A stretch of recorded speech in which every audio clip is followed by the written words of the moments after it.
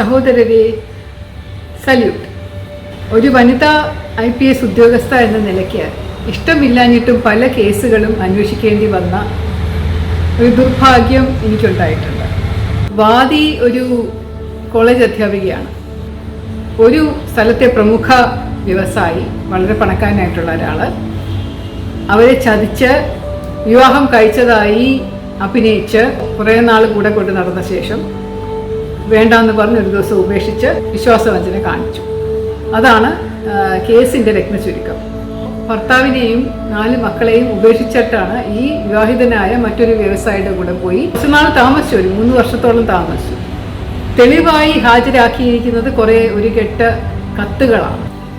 കുറച്ച് സാക്ഷികളുണ്ടായിരുന്നു, പക്ഷെ അവരെ സപ്പോർട്ട് ചെയ്ത് അങ്ങനെ അധികം ആരും സംസാരിച്ചിരുന്നില്ല. വ്യവസായിയെ വിളിച്ച് ചോദ്യം ചെയ്തപ്പോൾ അയാൾ പറഞ്ഞു, ഞങ്ങൾ തമ്മിൽ ഒരു ബന്ധമുണ്ടായിരുന്നു എന്നുള്ളത് ശരിയാണ്, ഒരിക്കലും ഞാൻ അവളെ വിവാഹം ചെയ്തോളാം എന്നുള്ള വാഗ്ദാനം കൊടുത്തിട്ടില്ല, ഇവൾ എന്നെ വശീകരിച്ച് വീഴ്ത്തിയതാണെന്ന് തെളിയിക്കാനുള്ള തെളിവ് ഞാൻ ഹാജരാക്കാം എന്ന് പറഞ്ഞ് അയാളും തന്നു ഒരു കെട്ട് കത്തുകൾ.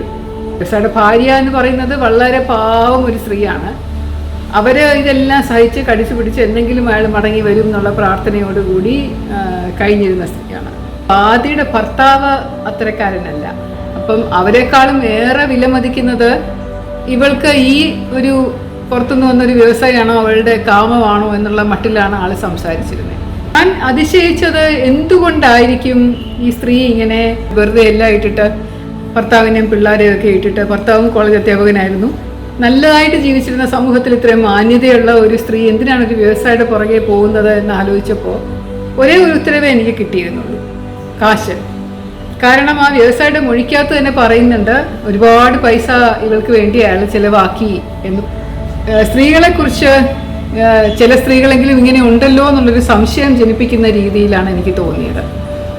ഇപ്പോൾ കേസിൻ്റെ അന്വേഷണ മധ്യേ ഈ വാദി പതുക്കെ അവരെന്നെ വിശ്വാസം ഇല്ല എന്നുള്ള മട്ടിൽ പരാതികളൊക്കെ എഴുതി കൊടുക്കാൻ തുടങ്ങിയിരുന്നു. ഇതിലെന്താണ് ഒരു ന്യായം സ്ത്രീയുടെ ഭാഗത്ത് നിന്നുള്ളത്? ഒരു സ്ത്രീയും ഒരു പുരുഷനും തമ്മിൽ കൂടെ താമസിക്കുമ്പോൾ ഇരുഭാഗത്തിനും കിട്ടുന്ന പോലെയുള്ളൊരു സുഖമല്ലേ ഇവർക്ക് കിട്ടിയത്. അതിൽ കുറച്ച് നാൾ കഴിഞ്ഞ് ബന്ധം വഷളാവുമ്പോൾ ഇവരെ തിരിച്ച് സ്വീകരിക്കാനായിട്ട് ആ ഭർത്താവ് തയ്യാറല്ല.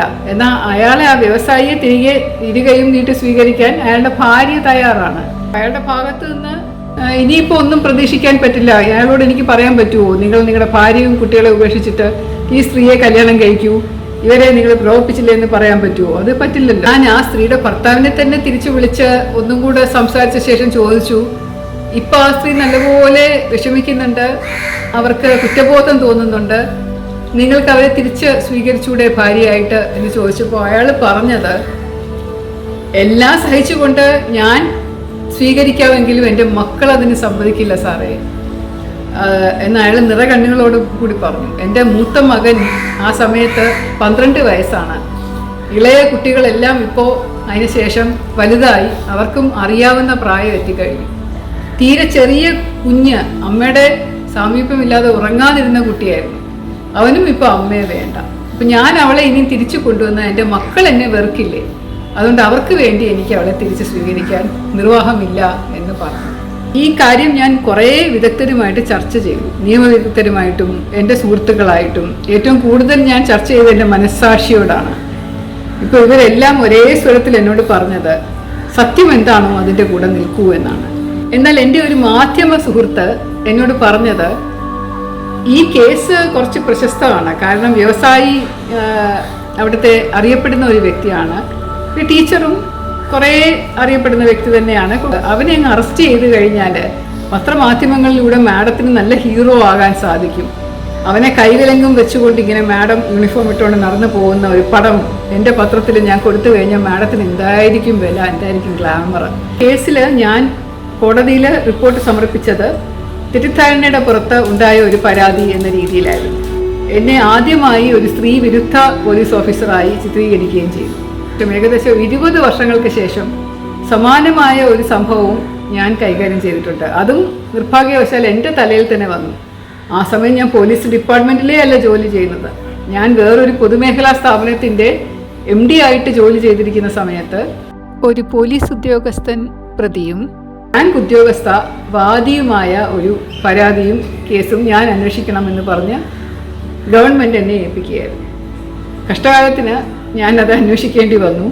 അവർ കല്യാണം കഴിച്ചിട്ടില്ല, യുവതിയാണ്. ഇവർ തമ്മിൽ ബന്ധം തുടങ്ങിയപ്പോൾ ഈ ഓഫീസറും കല്യാണം കഴിച്ചിട്ടില്ലായിരുന്നു. അതെങ്ങനെ തുടർന്ന് കുറച്ച് നാൾ പോയി കഴിഞ്ഞപ്പോൾ ഓഫീസർ പോയി വേറെ ആളെ കല്യാണം കഴിച്ചു. അതിൽ വിഷമിച്ചിട്ടാണ് ഇവർ പരാതി തന്നിരിക്കുന്നത്. ഓഫീസർ എന്നെ വിവാഹം കഴിച്ചു, എന്നിട്ട് വിവാഹമോചനം നേടാതെ പോയി വേറൊരു സ്ത്രീയെ കല്യാണം കഴിച്ചു, അത് എന്നെ ചതിച്ചു, എന്നെ വിശ്വാസവഞ്ചന കാട്ടി എന്നൊക്കെ പറയുന്ന ഏകദേശം അതുപോലെയുള്ളൊരു പരാതി, നേരത്തെ പറഞ്ഞ പോലെ ഒരു പരാതിയായിരുന്നു അന്ന് ഈ ബാങ്ക് ഉദ്യോഗസ്ഥയും തന്നിരുന്നത്. ഗന്ധർവ വിവാഹത്തെ പറ്റി പറഞ്ഞിട്ടുണ്ട്. ഒരു പോലീസ് ക്വാർട്ടേഴ്സിൽ ഒരു മുറിയിൽ ഒരു ദൈവത്തിൻ്റെ ചിത്രത്തിന് മുമ്പിൽ വിളക്ക് കൊളുത്തി വെച്ചുകൊണ്ട് അയാൾ എൻ്റെ കഴുത്തിൽ താലി ചാർത്തി എന്നുള്ള ഒരു പരാതിയും അതിനകത്ത് പറയുന്നുണ്ട്. ഒരു ചിത്രം പോലും എടുത്തു വെച്ചിട്ടില്ല. ഇവർ തമ്മിൽ ഒരുമിച്ചുള്ള ഒരു ചിത്രം പോലും ഈ സ്ത്രീക്ക് എനിക്ക് തരാൻ സാധിച്ചിട്ടില്ല, ഒരു തെളിവായിട്ട് തരാൻ സാധിച്ചിട്ടില്ല. അവരുടെ മൊഴി മാത്രമേ ഉള്ളൂ.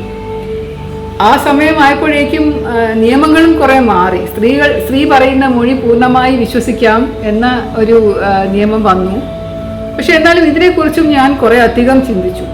ഗ്രാജുവേഷനും പോസ്റ്റ് ഗ്രാജുവേഷനും ഒക്കെ പഠിച്ച് ബാങ്കിൽ ഉദ്യോഗസ്ഥയായിട്ട് ജോലി ചെയ്യുന്ന ഒരു സ്ത്രീക്ക് ഇങ്ങനൊരു ഗന്ധർവ വിവാഹം എന്ന് പറഞ്ഞ് നടക്കുന്നത് ചതിയാണ് എന്ന് അവർക്കറിയില്ലേ. അതിൻ്റെ പുറത്ത് ഒരാളുടെ കൂടെ കിടക്ക പങ്കിടാനും കഴിയാനും താമസിക്കാനും കുറേ നാളത്തേക്കൊക്കെ അങ്ങനെ താമസിക്കാനും ഒക്കെ തോന്നാനുള്ള കാരണം എനിക്ക് മനസ്സിലായി. അത് പുരുഷനെ മാത്രം എങ്ങനെ കുറ്റം പറയുന്നത് എന്നുള്ള രീതിയിലാണ് ഞാൻ റിപ്പോർട്ട് കൊടുത്തത്. പക്ഷെ അതിനകത്ത് ഞാൻ ഒരു കാര്യം വ്യക്തമായിട്ട് പറഞ്ഞിട്ടുണ്ടായിരുന്നു. ഈ ഒരു IPS ഉദ്യോഗസ്ഥനായതുകൊണ്ട് ഇദ്ദേഹം ഇത് ചെയ്യാൻ പാടില്ലായിരുന്നു. ഇതൊരു വല്ലാത്ത ദുസ്വഭാവമായിപ്പോയി. ഈ ദുസ്വഭാവം കാണിച്ചതിന് ആൾക്കെതിരെ അച്ചടക്ക നടപടി നടത്തണം എന്ന രീതിയിലാണ് ഞാൻ റിപ്പോർട്ട് കൊടുത്തത്. മനസ്സാക്ഷിക്ക് ശരിയല്ല എന്ന് തോന്നുന്ന ഒരു കാര്യവും ചെയ്ത് ശീലമില്ലാത്തതിനാൽ ഞാൻ അതിലും സത്യസന്ധമായ റിപ്പോർട്ട് തന്നെയാണ് കൊടുത്തത്. ഈ കഥകൾ ഞാനിവിടെ പറഞ്ഞത് ഇത് വ്യത്യസ്തമായതുകൊണ്ടൊന്നുമല്ല, അപൂർവമായതുകൊണ്ടൊന്നുമല്ല, നിരന്തരം സംഭവിക്കുന്നതാണ്. പക്ഷേ ഇതുപോലെയൊക്കെ സ്ത്രീകൾ പെരുമാറുന്ന കാണുമ്പോൾ എന്ത് വ്യത്യസ്തമായിട്ടുള്ള സ്വഭാവത്തിലുള്ള സ്ത്രീകൾ നമ്മുടെ സമൂഹത്തിലുണ്ട് എന്ന് തിരിച്ചറിയാനാകുന്നുണ്ട്. സസ്നേഹം, ശ്രീലേഖ.